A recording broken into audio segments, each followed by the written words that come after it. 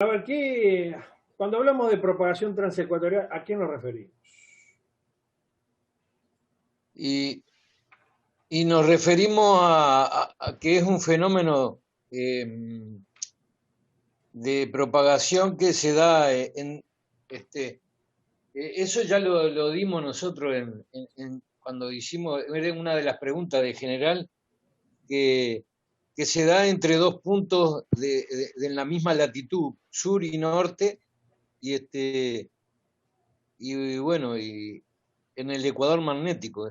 Ahí va, es casi Y hay dos, correcto, no es la misma latitud, ¿eh? Sería la misma latitud no, geomagnética. ahí va, es casi la misma latitud. Y hay dos tipos de fenómenos de eso, Sí, ¿no? una temprana y otra Creo que, vespertina. y la vespertina, Se que dan eso dos debe ser oportunidades al día. porque una es en la mañana y la otra es en la tarde, que una cuando Una es en las primeras aparece, horas de la tarde y la otra es en las últimas horas de la tarde. Es un fenómeno que se produce seguro, siempre de tarde, ¿no? ahí Bueno, y el mecanismo se debe a nubes de ionización que se producirían va. en dos lugares equidistantes del ecuador geomagnético, que no es igual al ecuador geodésico, ¿no? Tiene una gran desviación hacia el sur Más en este continente y hacia el norte en el continente o menos austroasiático. ¿Cómo? está. Se cortó. ¿Cómo? Buah. Y el mecanismo, como dijimos, se teoriza que es debido a grandes nubes de ionización en la capa F1, en posiciones equidistantes, como dijimos, del ecuador geomagnético. Bueno, ¿qué efectos sobre la propagación pueden producirse en la troposfera? Permiso, Daniel. Buenas noches para todos. Pues Permiso, Daniel. Buenas noches para todos. está muy baja. Una pregunta. Sí, habla un poquito más fuerte. Bueno, la pregunta es, porque ahí donde hablaba de la... La pregunta Ay, es, me porque escucho y viene me... Hablaba de la propagación vespertina. Mencionaba algo de la gran dispersión Doppler. La verdad que me pongo auricular, pero casi no te escucho. Sí, puede aclarar un poquito una idea, para tener una idea qué es eso. ¿Repetime la pregunta? Cuando hablaba de la vespertina, de la Dispersión, propagación, propagación transecuatorial vespertina, sí. sí, hablaba de dispersión Doppler. Uh-huh. No sé, para tener una idea de qué es eso más o menos. Bueno, la dispersión Doppler, el efecto Doppler, es un efecto que ocurre en todas las ondas, independientemente de que sean electromagnéticas o de radio. Ocurre en el sonido. Para ejemplarizarlo, lo podemos ver, ¿viste? Cuando tú estás en determinado lugar parada y se acerca un tren, vas a escuchar que el silbato se escucha primero en forma grave y a medida que se aproxima se va poniendo cada vez más agudo y después en el fenómeno inverso, después que pasa. Eso se debe a que las ondas desde el punto de vista aparente se acercan o se alejan en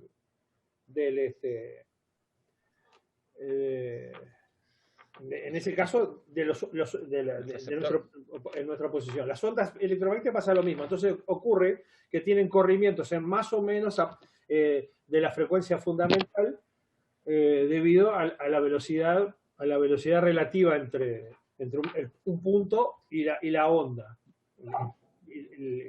Eso hace que en circuitos grandes y en distancias grandes y en velocidades notorias, haya varios corrimientos de varios kilohercios en el caso de la dispersión troposférica. Se observa más el efecto Doppler en satélites y en rebote lunar, pero también se nota específicamente en la dispersión, en la propagación transversal vespertina, porque recorre muchos más caminos, los caminos son más largos y puede llegar a tener varios hercios de separación entre una frecuencia y la otra. La desviación o dispersión Doppler, en definitiva, es el corrimiento de la frecuencia fundamental por este proceso, ¿no? Por este fenómeno. ¿Se entiende? Gracias. Es decir, lo notás con una ambulancia, ¿viste? Cuando tú escuchas una ambulancia, la empezás a escuchar en forma más grave, y cuando te pasa, la vas a escuchar más aguda, mejor dicho, más aguda, y después cuando te pasa, la vas a escuchar más grave. ¿Por qué? Porque en determinado momento la fuente de sonido se va acercando y por lo tanto las ondas llegan más rápido a ti, la longitud de onda entonces es menor y la frecuencia es mayor, y cuando se alejan el proceso contrario, ¿no? Así, la longitud de onda es mayor y entonces la frecuencia es menor. ¿Se entendió, no? La vas a escuchar, ¿viste? Gracias, Daniel. La escuchás, ese es el ejemplo más fácil de ejemplarizar, ¿no? A través del sonido. Pero se produce en cualquier onda, ¿está? Se produce en las ondas de radio, en las ondas de luz, en cualquier tipo de onda también. Lo que se llama el corrimiento Doppler, o desviación Doppler, o efecto Doppler, en definitiva. Y es cierto, después lo vamos a ver en el vespertino se producen hasta varios hercios de corrimiento, bastante notable. ¿Cómo se nota eso? Vas a notar como que tu corresponsal, si está en banda lateral superior, lo vas a encontrar corrido, ¿verdad? Aunque él esté sintonizándote en la frecuencia que están los dos, ¿no? ¿Se entendió eso? Ah, sí, esto. Sí, y gracias por aterrizarlo a la radio. Para mí se hace más fácil para entenderlo. Gracias, claro, Daniel. ¿viste cuando escuchás una banda lateral corrido? Unos hercios, ¿verdad? Bueno, ese efecto es notorio en este tipo de propagación, ¿no? Bueno. Está corrido. Bueno, ¿qué efecto sobre la propagación producís en la troposfera, entonces? A ver, Daniel entró. ¿Pueden producirse en la troposfera? Hay dos. No entendí. ¿Qué efectos, la segunda pregunta, qué efectos sobre la propagación pueden producirse en la troposfera? Pues vimos que todos los fenómenos de propagación en general se producen en la ionosfera, ¿no? Salvo, hay dos casos que no. ¿Cuáles son? Que no se producen en la... Que no se producen en la ionosfera y se producen en la troposfera. Ese que se desplaza cuando hay una burbuja como de propagación. Sí, más o menos. Hay dos fenómenos. Uno es el de dispersión, o en realidad es retrodispersión troposférica. Uno ¿sí? es que no me acuerdo cómo se llama. Retrodispersión, seguro. Y el otro es lo que pasa que eso es porque hay como es irregularidad en la troposfera, como agujero, y no sé cómo explicarlo. A ver, convengamos primero que la troposfera. La troposfera es la capa de la atmósfera más baja de todas, la que nosotros habitamos, ¿no? El comportamiento físico, térmico de la troposfera es que a medida que se sube de altitud, lo que se produce es una baja en la temperatura, ¿no? Es decir, el gradiente de temperaturas la diferencia de temperatura es siempre inferior en capas superiores. En determinado momento se puede producir lo contrario, lo que se llama una inversión térmica. O sea, en determinado punto uno sube de altitud y la temperatura empieza a ascender. Eso es una condición atípica de la troposfera, pero que ocurre con frecuencia. Es un comportamiento atípico. En esas circunstancias se producen determinadas reflexiones o determinadas dispersiones por efecto de las diferencias de temperatura y de humedad de las capas superiores de tropósfera, que hace de que haya posibles devoluciones de parte de la energía de las ondas de radio a la Tierra. Una de ellas es la retrodispersión, ¿no? Es un fenómeno que una onda es devuelta por difusión a la Tierra en forma difusa, pero alcanzando distancias más allá del horizonte radial, ¿no? Y el otro es el fenómeno de conducción.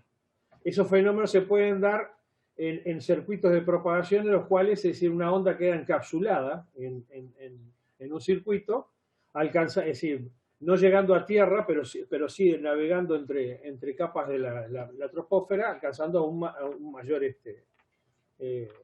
distancias de propagación. Son fenómenos especiales que se ocurren en la alta troposfera. En el segundo caso, en general está relacionado con cambios de frentes, cambios de masas de aire, lo que se llama frente en meteorología. Bueno, vamos a describir los fenómenos relativos a la propagación que involucran la línea gris. ¿Qué es la línea gris? Eso también lo dimos ya, como era una de las preguntas del examen. Exacto, es un criterio prelumbral. Es la línea que cuando se junta el anochecer con el amanecer, ahí sol y sombra, ¿no? Y bueno, la capa... Cayó el horizonte, Ustedes ven que acá yo subí los mapas, ¿no? Y acá hay una zona, esta sería una zona de luz, y esta es una zona de oscuridad, o sea, día y noche. Esta es la zona gris, ¿no? Es una zona de mezcla, vamos a decir, una zona de mezcla entre el día y la noche. Es la línea que separa el ocaso del amanecer en determinado lugar, ¿no? Y eso hace que de este lado, del lado de la noche, haya determinados criterios de propagación que de acá, de este lado, o sea, el de día, sean distintos. ¿Se entiende esto, no? Entonces, la línea gris lo que hace es aprovechar las características de propagación que pueda haber en uno u otro sistema. Después lo vamos a ver en particular, pero la idea es esa, ¿no? La idea es que vamos a aprovechar situaciones en las cuales determinadas capas se están fusionando y otras se están debilitando. Entonces, en determinadas circunstancias, eso favorece el tipo de propagación. ¿Cómo se hace? Bueno, dirigiendo las ondas, en definitiva, hacia, cuando uno está en la zona gris, hacia el trazado de la onda gris, ¿no? Que no es perpendicular al ecuador. Puede variar según la época del año y puede tener un máximo de 23 grados, más o menos, que es la inclinación del eje de la Tierra. Histórica es un fenómeno de propagación inusual. Todos estos son fenómenos de propagación inusual en los cuales las estelas que provocan el ingreso de los meteoros a la atmósfera hacen que determinadas capas de la ionosfera sean ionizadas excepcionalmente y permitan muy pequeños grados de refracción y reflexión por este motivo, ¿no? Son apenas, en algunos casos pueden ser apenas segundos. A eso se le llama silbidos, se le llama ráfagas, y a unos sistemas un poco más, unos circuitos un poco más largos se les llama silbidos, ¿no? Eso vamos a verlo otro rato. A ver, y la dispersión y absorción auroral, bueno, ustedes conocen lo que es el fenómeno de las auroras boreales y australes. Por un lado producen dispersión, porque también es un grado de dispersión de determinadas ondas de frecuencias altas, VHF o HF, y producen el fenómeno contrario en la HF, ¿no? Si uno dirige una onda HF hacia una aurora boreal, lo que va a lograr es que la energía sea absorbida por el fenómeno. Ya la vamos a ver en un rato. Y acá, bueno, acá pusimos dos mapitas. Está en el manual. Son dos circuitos de propagación. Es decir, en realidad es un único circuito de propagación. Entre Montevideo y Kamchatka. Kamchatka es la península, esta península que está aquí en el extremo oriente de Rusia, en Siberia. Y ustedes ven que esto es un circuito, en realidad es un determinado momento en el cual en Uruguay, en nuestra posición, se está por oscurecer y está amaneciendo, está amanecido hace un rato en la película de Kamchatka, ¿no? Esto para ejemplarizar lo que es el concepto de paso largo y corto. ¿Qué es hacer una transmisión por paso largo o paso corto? ¿Directo o por el otro lado? Exactamente. Paso largo y paso corto lo que hace es ese concepto intuitivo que tenemos del mismo, ¿no? Es decir, cuando una antena se puede dirigir hacia la distancia entre dos puntos, a la distancia más corta o en el sentido contrario, ¿no? Parecería un ridículo, tonto, dirigir un paso hacia la dirección más larga, pero sin embargo ustedes saben, lo vamos a ver por un rato, de que no es tan tonto como parece, ¿no? Porque, y acá se ejemplariza bien claro, ¿no? Fíjense, este es el paso largo, ¿no? En realidad este es el paso corto. Este es el paso corto entre las dos ubicaciones, ¿no? Y se hace a través de un circuito diurno, ¿no? Mientras que si yo dirijo la onda en el sentido contrario, ¿ah? El circuito se va a propagar casi enteramente en un circuito nocturno, acá está la noche. Entonces, tanto la manera de escoger las bandas que voy a utilizar como los elementos que voy a utilizar de propagación son completamente distintos en un sentido o en el otro, ¿no? ¿Se entiende esto, no? Eso es lo que se llama... en realidad ustedes saben que esto no es un concepto de propagación. El paso largo y paso corto es un concepto de orientar antenas. Pero sí utiliza distintos circuitos de propagación. Por ejemplo, si yo fuera, fíjense la diferencia, ¿no? Básica. Si yo fuera a dirigir la antena aquí, o sea, esto es aproximadamente 270, unos 315 grados sí, unos 330 grados de dirección azimutal. Esto es un circuito totalmente diurno. Yo acá tendría que estar escogiendo para hacer esta comunicación bandas altas.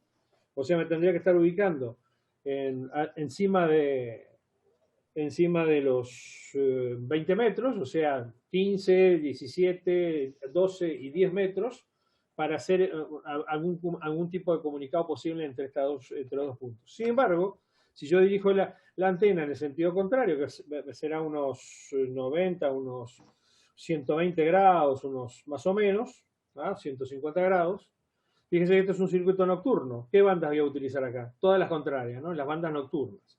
O sea, bandas que vayan desde 40 metros hacia abajo. Entonces, ¿Entiendes esto, no?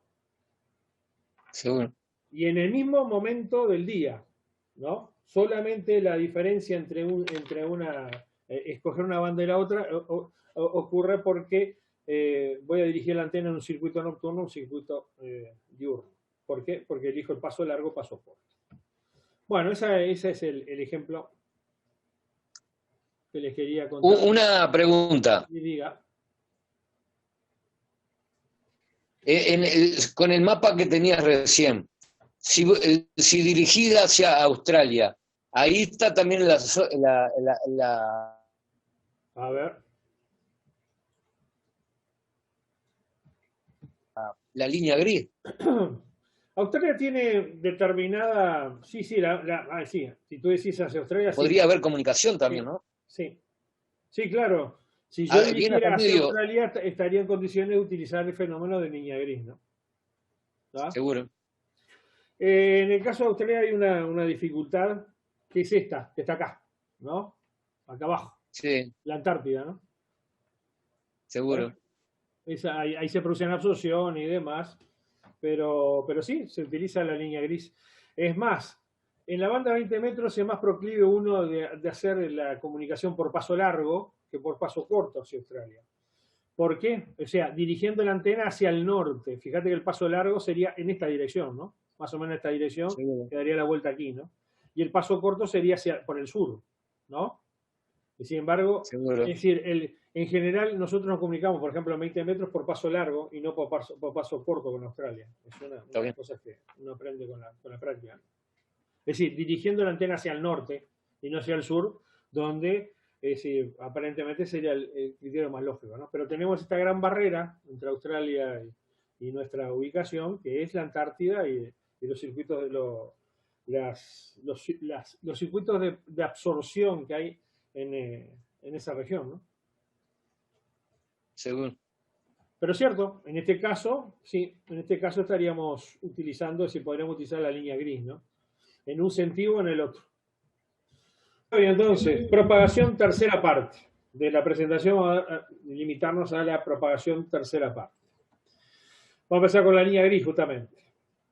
La línea gris, o también llamada en inglés Gray Line, es una franja alrededor de la Tierra que separa el día y la noche. La propagación a través de la línea gris es especialmente eficaz para hacer DX.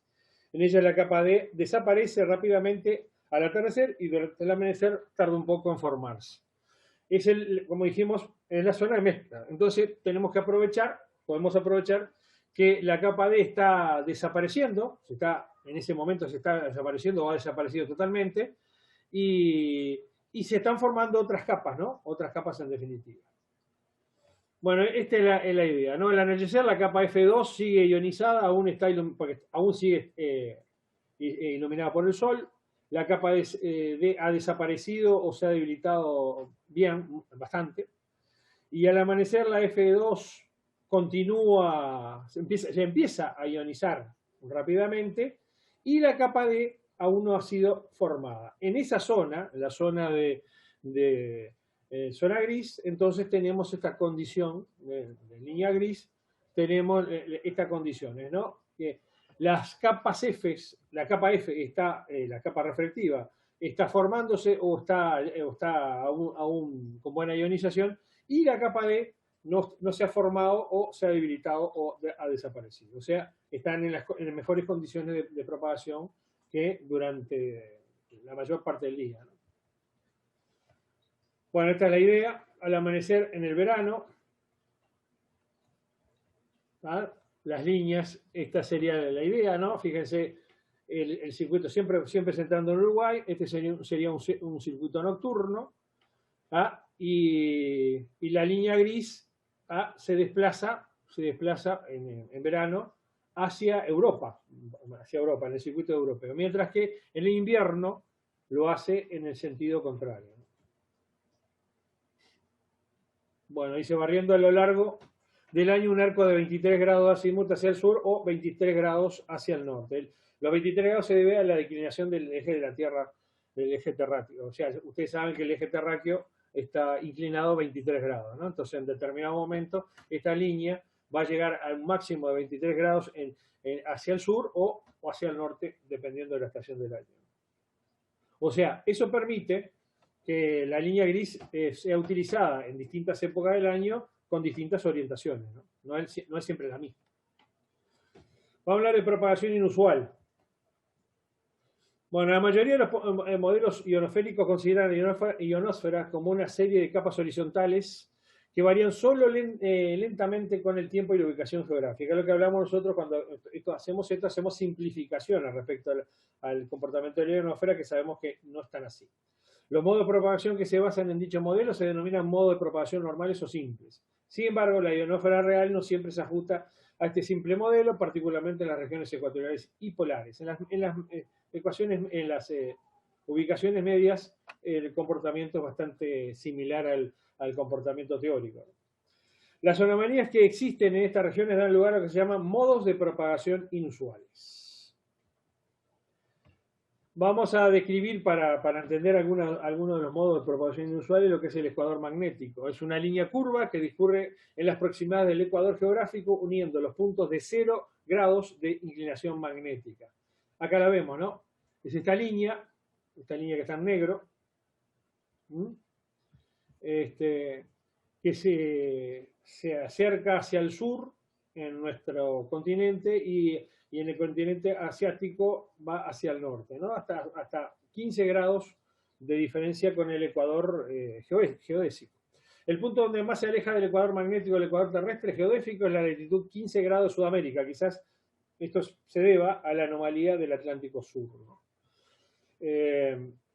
Ustedes recuerdan que acá, en esta zona, tenemos una gran anomalía que hace que el campo magnético se debilite y bueno, se cree que esta diferencia con el ecuador magnético y el ecuador geodésico se debe a posiblemente a la anomalía del Atlántico Sur. No. En las longitudes asiáticas el ecuador magnético está por encima del ecuador geográfico, mientras que en las americanas está por debajo. Aquí es donde se observa una alta concentración de electrones a cada lado del ecuador magnético en latitudes magnéticas de alrededor de 10 a 20 grados, que sería esta zona. Entonces acá tenemos en realidad un trópico Capricornio y un trópico de Cáncer magnético, y también tendríamos unos círculos polares árticos y antárticos magnéticos también, ¿no? O sea, todos los comportamientos que nosotros veamos con relación a latitud en materia de propagación no se basan en las latitudes geodésicas, sino magnéticas.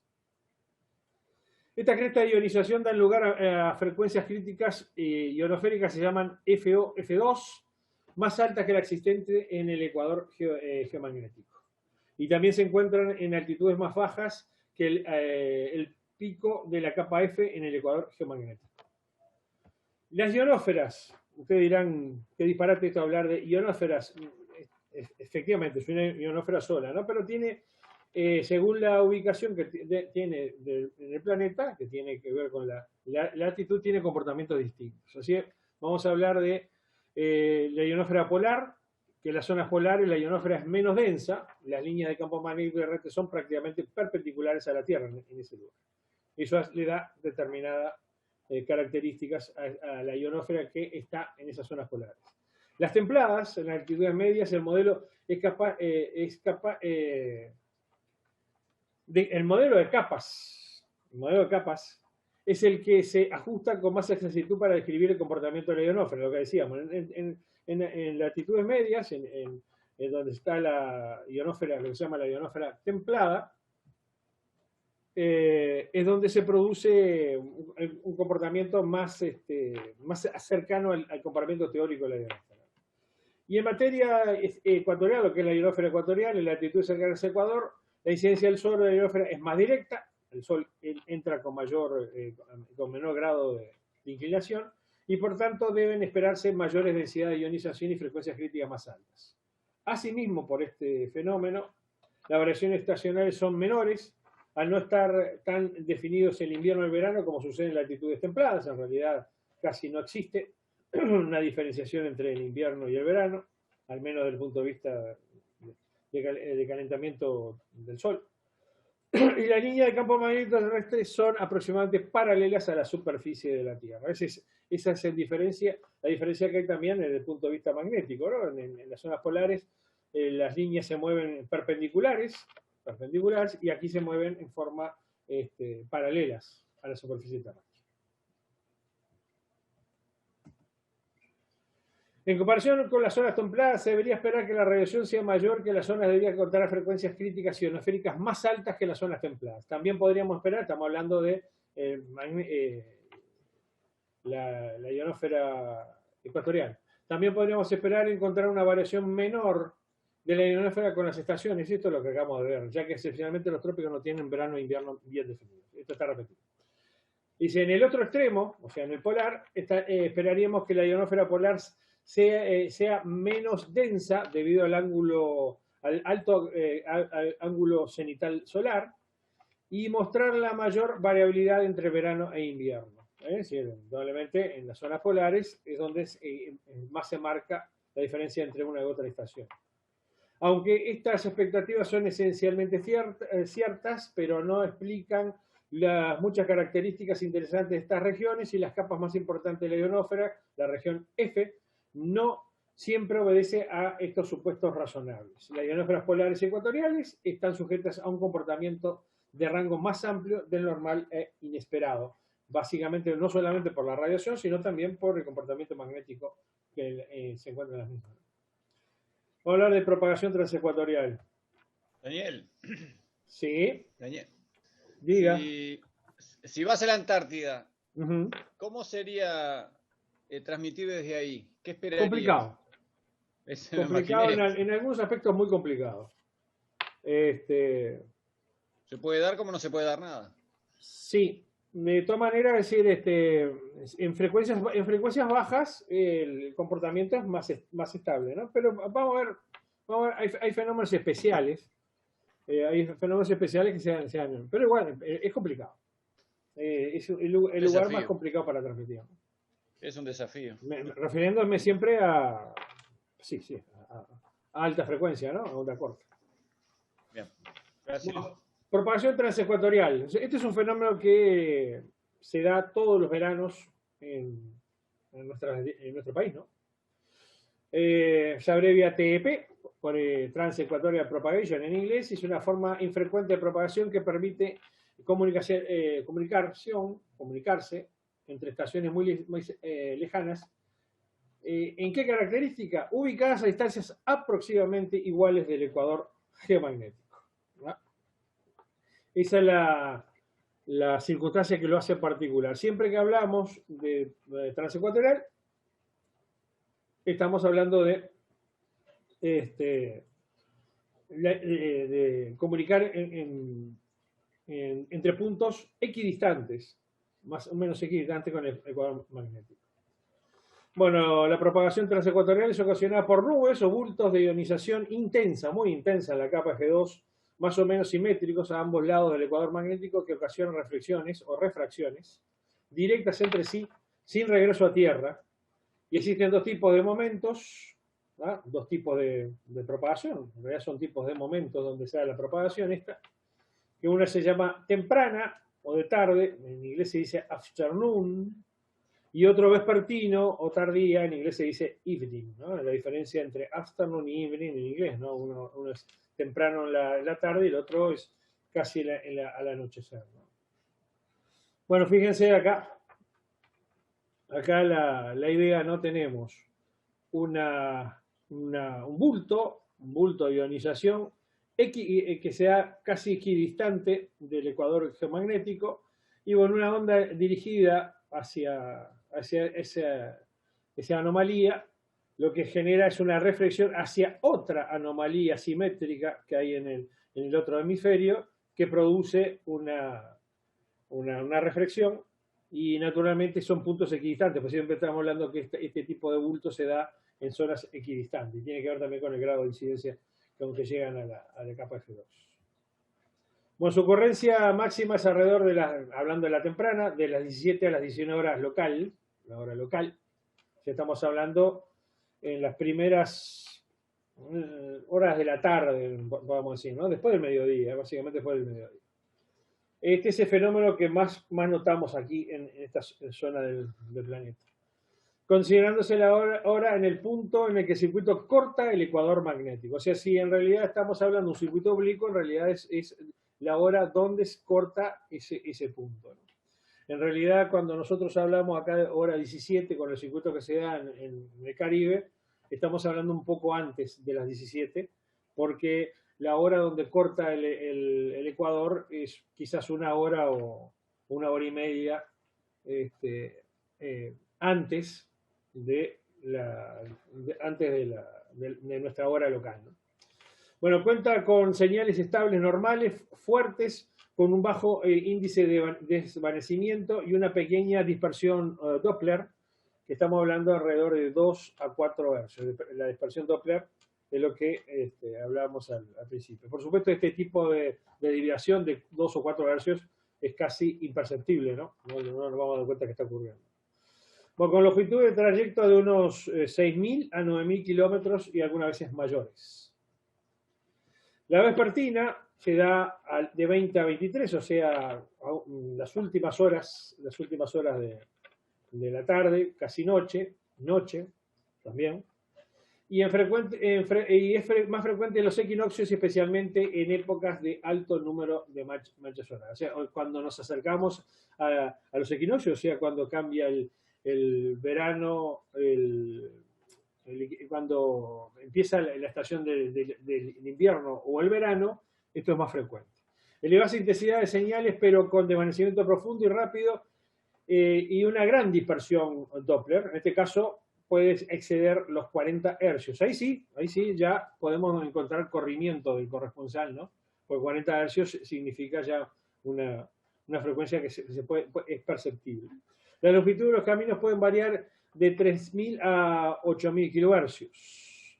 El efecto Doppler se da en positivo o negativo. Puede haber un corrimiento de más de 40 hercios o menos de 40 hercios, dependiendo en qué parte estemos nosotros del circuito.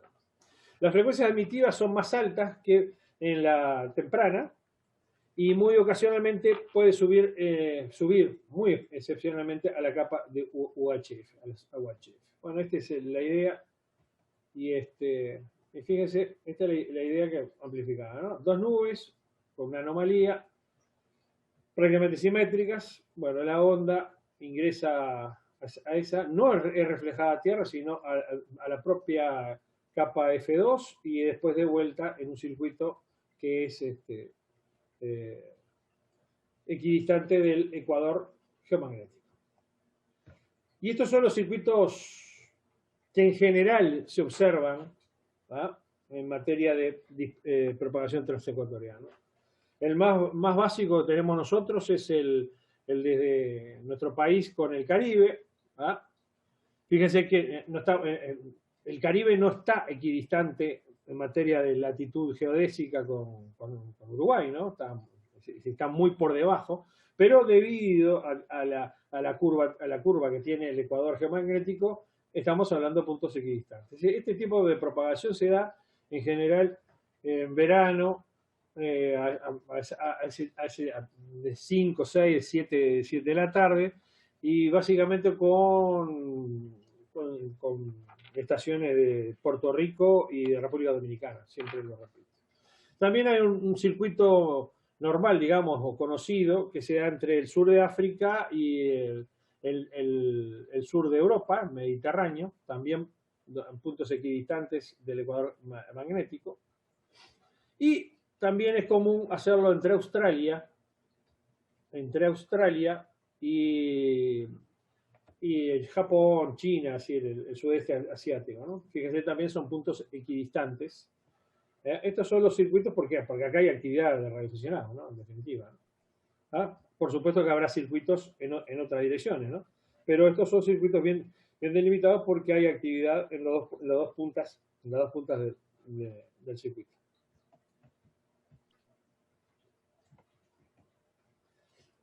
La propagación transecuatorial se debe a irregularidades que, al menos en la ionosfera ecuatorial, ocurren durante la noche. Generalmente comienzan a desarrollarse en las horas de la tarde como una perturbación en el fondo de la ionosfera y luego aumentan hacia arriba, van subiendo. Pueden estar en forma de penachos en expansión o como burbujas o bolsillos a pequeña escala. Estos penachos, tubos, burbujas o bolsas forman agujeros o mordiscos en la localización, y las ondas de radio son refractadas por esta discontinuidad en la ionosfera, refractadas hacia la propia ionosfera. Estas irregularidades podrían explicarse por el efecto combinado de fenómenos distintos, o sea, la anomalía ecuatorial y las irregularidades de alineación del campo geomagnético, que recuerden que a la altura del ecuador geomagnético son casi paralelas a la superficie de la Tierra. Eso es lo que hace acomodar este tipo de irregularidades en sentido perpendicular al ecuador, ¿no? Al ecuador geomagnético. Bueno, existe una tal anomalía ecuatorial. Al contrario de lo que cabría de esperar, las zonas de densidad de ionización más altas no se localizan sobre el propio Ecuador, sino en latitudes comprendidas entre los 10 y los 20 grados. Se producen por efecto combinado de campo eléctrico y campo magnético, electromagnético terrestre, y la elevada intensidad de ionización provoca alta densidad iónica, las cargas eléctricas de las regiones se mueven y el campo magnético, que solamente tiene efectos sobre las cargas en movimientos, no son física, hace que que se desvíen en sentido ascendente hasta llegar a la capa F normal. Este proceso que comienza al amanecer, a media tarde, la acumulación está claramente presente y persiste hasta el atardecer y provoca que en estas zonas las frecuencias críticas sean superiores a lo esperado, llegando al rango de la VHF e incluso el UHF. Durante las primeras horas de la noche, mientras la ionización mejora, la ionización mejorada está disminuyendo, se puede formar vastas regiones de irregularidades de ionización mediante procesos dinámicos. Y generalmente una inestabilidad comienza con el nivel bajo de la ionosfera, crece y se propaga hacia arriba, siempre hacia arriba. La irregularidad se puede ver como un engrosamiento o extensión de la traza de la capa F2, lo que se conoce como extensión del rango o frecuencia. Y es lo que se documenta aquí, ¿no? Son engrosamientos. El gráfico más correcto que hay acá es este, ¿no? Son engrosamientos de la capa, ¿no? Fíjense, esta es la idea, ¿no? Son bultos de engrosamiento, tanto por traslaciones hacia arriba o hacia abajo del material de ionización de la capa.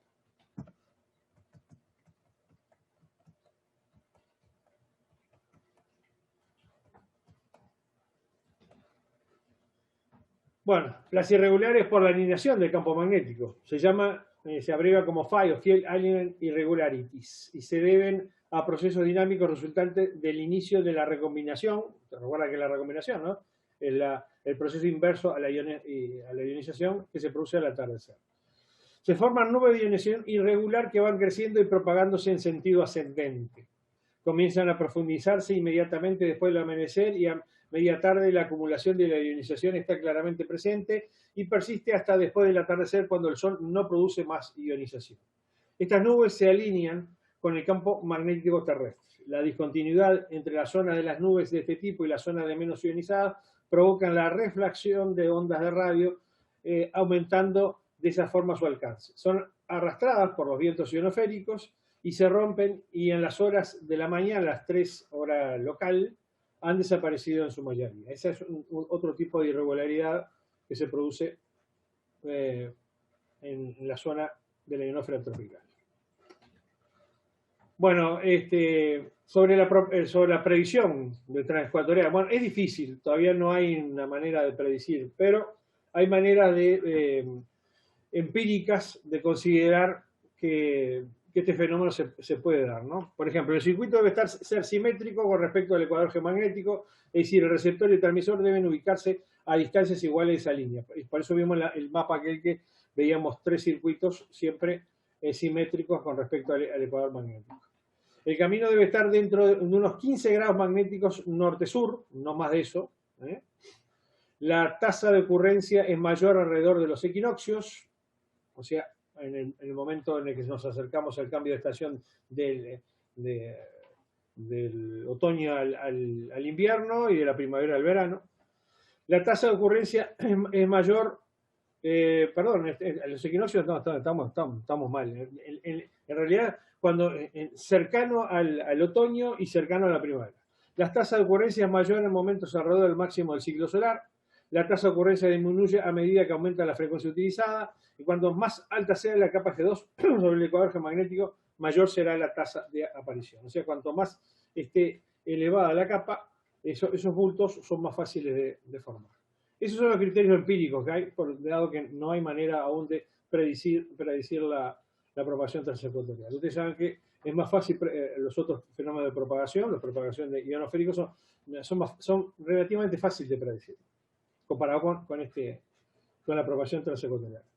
Vamos a hablar de dispersión y absorción auroral. Bueno, las auroras polares, sean australes o boreales, son fenómenos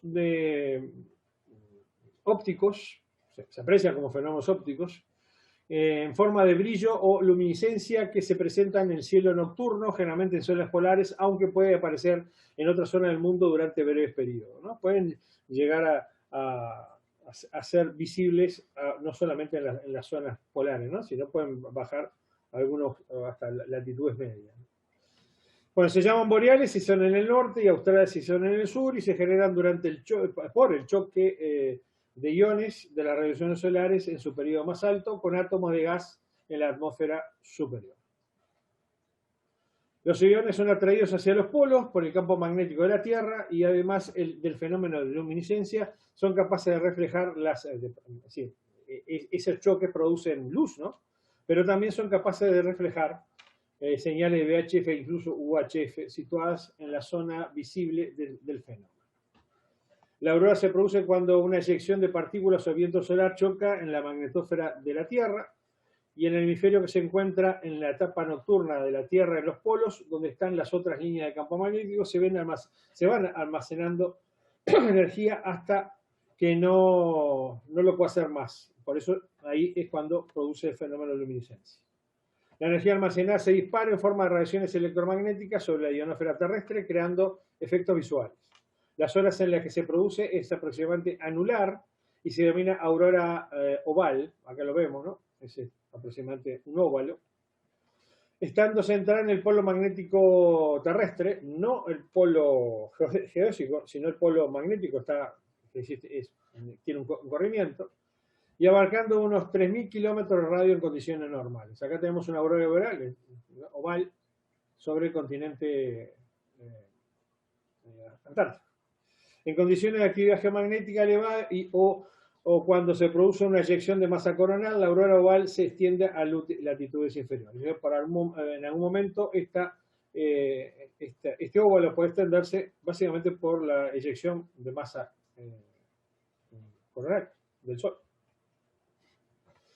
Por el proceso contrario también existe la absorción también, vamos a ver. La actividad de las auroras provoca un aumento de las corrientes eléctricas de la ionosfera, incrementando la probabilidad de degradación de la propagación de los trayectos que atraviesan esa absorción, por absorción.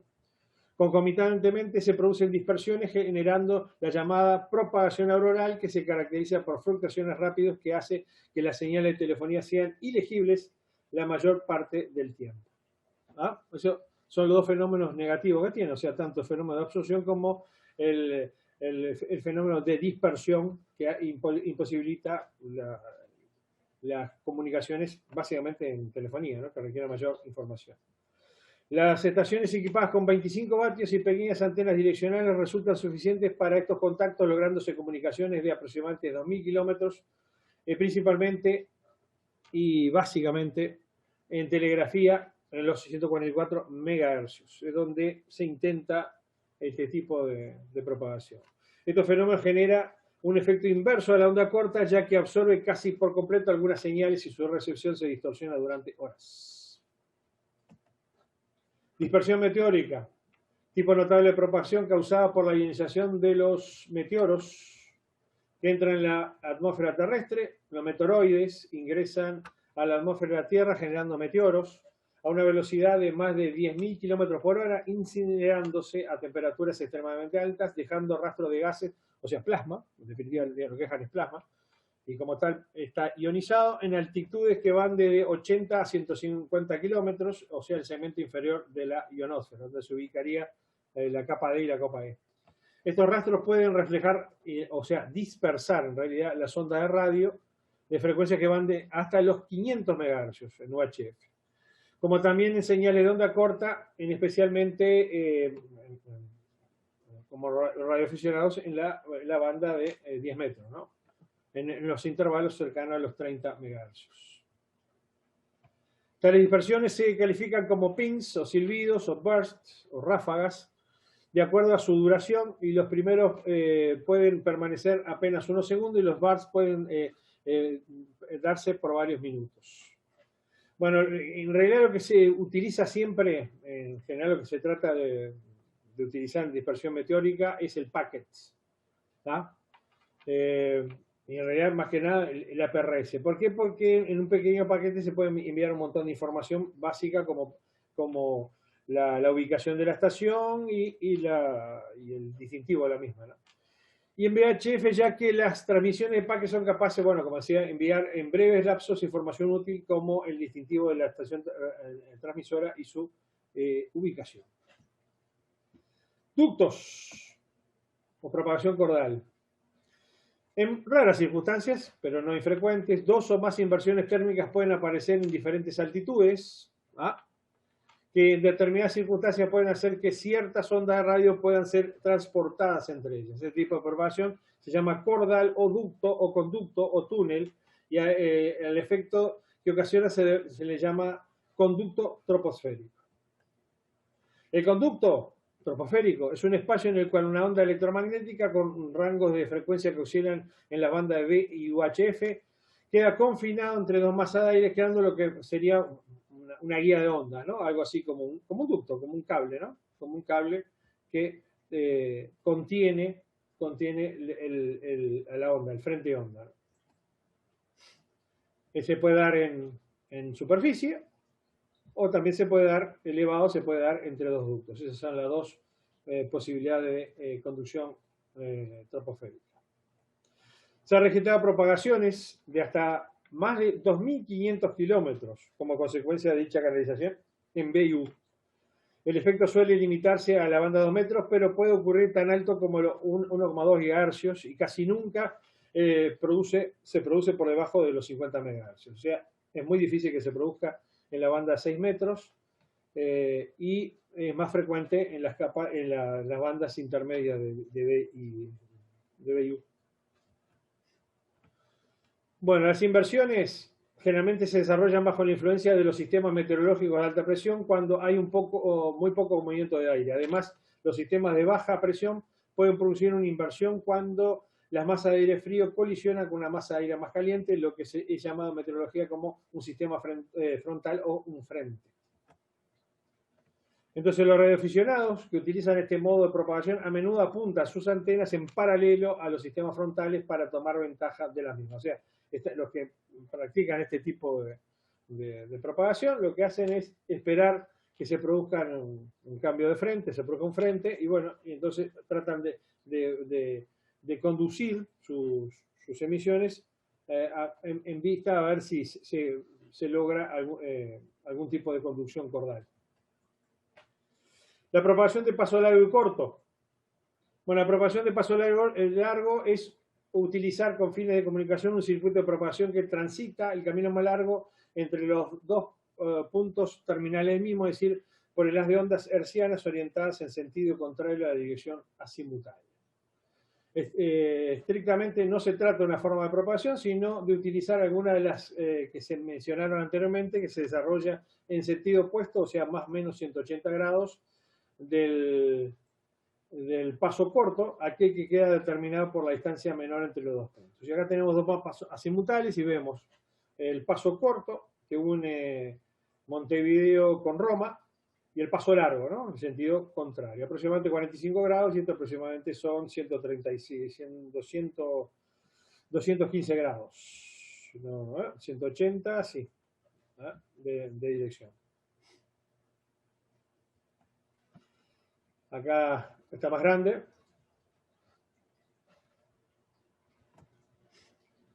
En la escala Mercator, por supuesto no es una recta, sino que es una curva, se escribe así. Ustedes ven que en la escala Mercator se aprecia que lo largo que es el paso largo, y no solamente eso, sino los circuitos, el circuito qué lugares del mundo atraviesa, ¿no?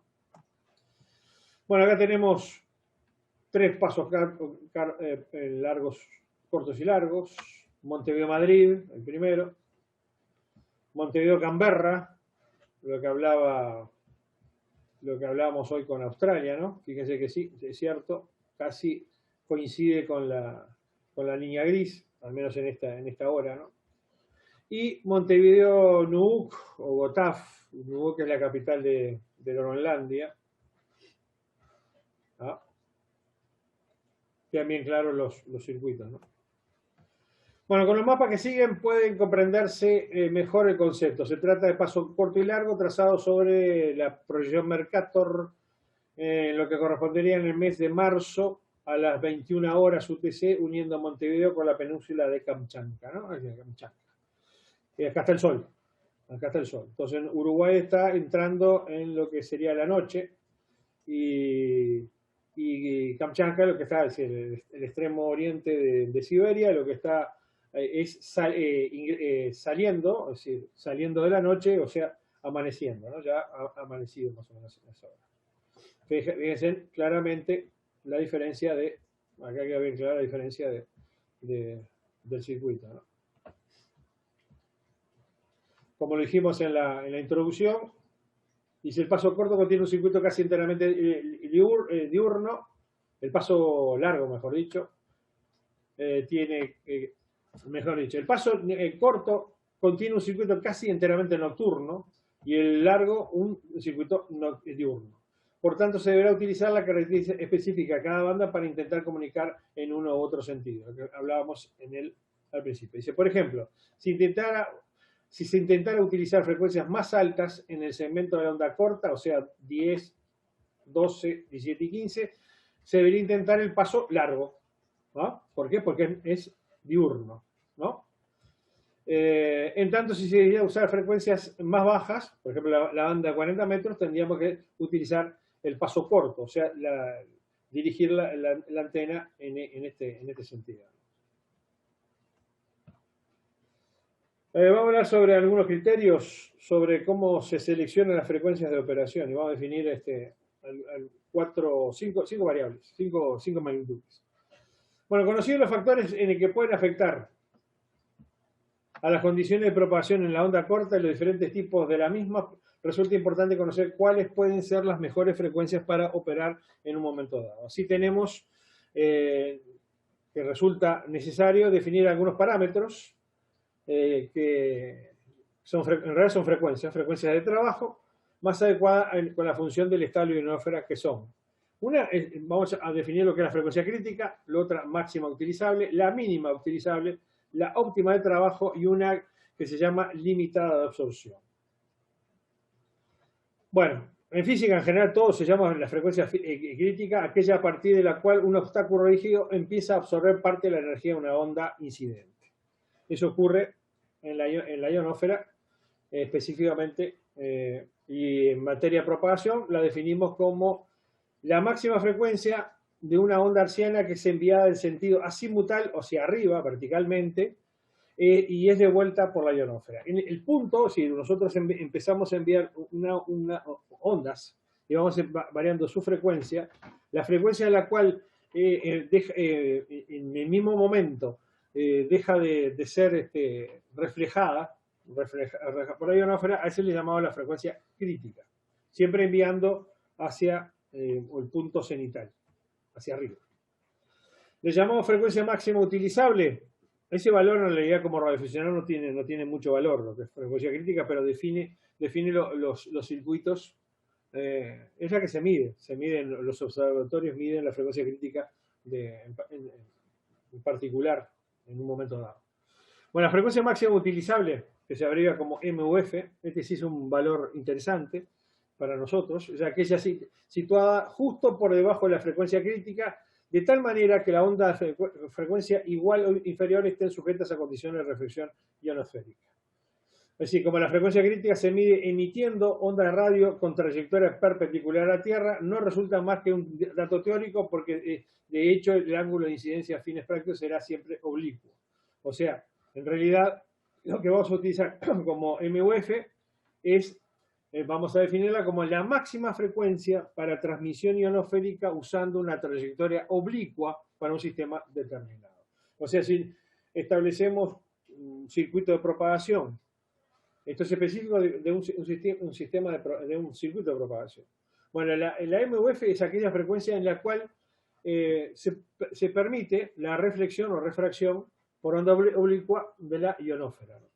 Es decir, es la frecuencia máxima que puede ser utilizada en un trayecto ionosférico. Cada capa de ionosfera tiene su propia MUF, ¿ah? Y para un circuito de propagación de onda corta tendremos, por lo tanto, en cada capa de la ionosfera, si la frecuencia de trabajo es mayor o igual a la MUF, la onda atraviesa la capa. Y si la frecuencia de trabajo es menor a la MUF, la onda se refleja en la capa. Ese es el criterio, para eso se define esta magnitud. Bueno, en la práctica existen dos tipos de MUF. Lo que se llama la operacional es la más elevada, que permite una calidad de funcionamiento aceptable de un circuito, estableciendo como por propagación a través de la ionosfera entre determinadas terminales en un momento dado y en condiciones de trabajo específicas. Y la básica es la más elevada, en que una onda puede propagarse entre determinadas estaciones terminales en un momento dado mediante reflexión ionosférica solamente. Y entonces estamos hablando, en este caso, de básica, ¿no? La frecuencia mínima utilizable, se abrevia LUF por en inglés Less Usable Frequency, es la frecuencia más baja que permitirá una calidad de funcionamiento aceptable de un circuito radioeléctrico ionosférico en un momento. Ello implica que si se trabaja por debajo de la LUF, ¿qué va a pasar? El ruido atmosférico y la elevada absorción de la capa D dificultará o hará imposible la comunicación. Entonces, a través de estos dos parámetros, vamos a definir un rango, y acá se ve en el gráfico, ¿no? Un rango de comunicación posible. Por arriba del MUF, ustedes ven acá va variando a medida que varía la hora, varían los gráficos, ¿no? Cualquier frecuencia por arriba del MUF, de la MUF, escapa de la ionosfera, ¿no? Entonces, la propagación no es posible. Y cualquier frecuencia por debajo de la LUF, la frecuencia, la transmisión, la onda es absorbida o el nivel de ruido es tan elevado que hace imposible la comunicación. Entonces, siempre cuando nosotros busquemos un circuito, una determinada banda para un determinado circuito de propagación, vamos a tener que movernos entre la MUF y la LUF. La frecuencia limitada de absorción, ALF, Absorption Limited Frequency en inglés, es la máxima frecuencia de una onda de radio que sea capaz de propagarse en trayectos de unos 1500 kilómetros. Si la frecuencia que se pretende usar es inferior a ese valor, es muy probable que la comunicación radial no pueda establecerse, y por el contrario, si es superior, aumentará las probabilidades de hacerlo. Es un valor más que nada práctico de determinar una banda o una frecuencia de utilización. Y aquí nos quedamos, porque este tema está ahí en el manual. Les recomiendo que lo tengan. Lo quedamos por aquí, porque si no se nos va a hacer muy largo. ¿Alguna duda?